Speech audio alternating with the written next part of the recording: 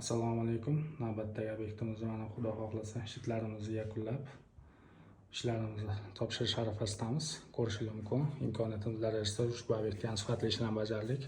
Bu joyda bizda elektromobil uchun zaryadkasini qilib berganmiz va albatta bu yerda ikkita sto'cha bo'lgancha ikkita liniya bor. Bypass rejimda relay naprejeniялari bilan.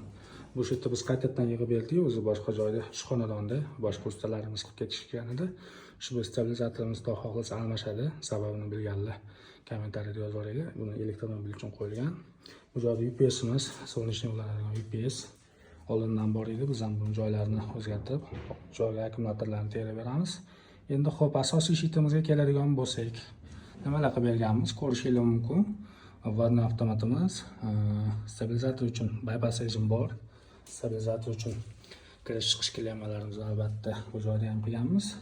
3 ta perkulchatel faza qo'yganmiz va albatta L1, L2, L3 qilib prioritet belgilab qo'yganmiz.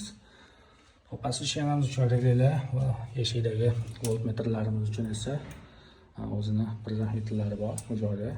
Mana bunaqa setlarni ham qilib berganmiz bu joyda, sensorli setlar.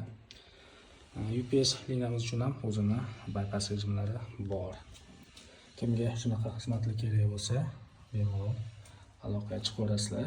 Qo'limizdan kelganicha sifatli ishlarni bajarib, Xudo xohlasa uyingizni xavfsiz tizimga o'tkazib beramiz.